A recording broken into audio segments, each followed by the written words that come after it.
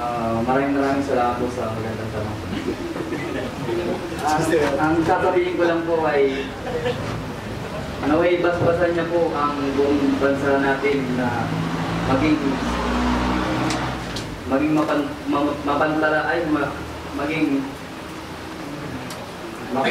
mga Diyos at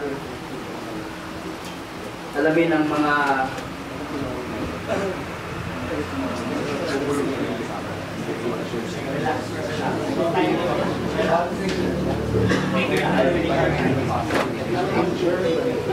ang basbas na nating mahal na po na igabay tayo sa at least panalangin tayo sa mahal na Panginoon. Yun lang po, maraming salamat.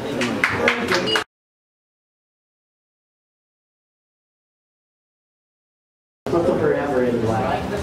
Siguro para sa akin po, naniniwala po ko sapagkat ang bawat tao po ay iba po. At ang bawat tao ay may kanya-kanya po pag-iisip na bigay po ng Panginoon Diyos.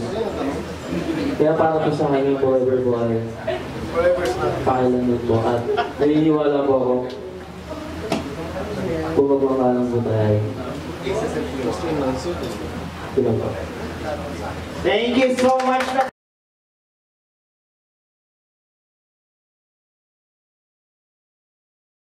First of all, good morning to everybody. Thank you so much for coming. Birdcage, there's two things with Birdcage. It's the place where everyone, both gay guys, boys, the LGBTQ, at the same time as the straight people at my back, are enjoying themselves, expressing themselves, and just being themselves, enjoying every minute of it. And number two, it is the place where everybody show their love to one another. And for me, being here, being applauded, and being cheered up, it's just showing your love to me. Thank you so much. Abu Biyon.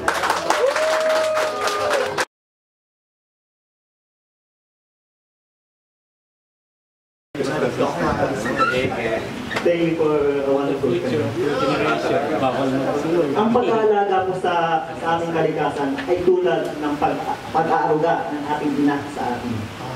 Dapat nating alagaan at protektahan upang maiwasan po natin ang anumang kapamakan na mangyari dito sa environment. So, ano po ba ang dapat natin gawin? Una, baguhin po natin yung mga maling ginagawa natin sa environment. Dahil naniniwala po ako, isa lang po ang ating inang kalikasan. Maraming salamat po.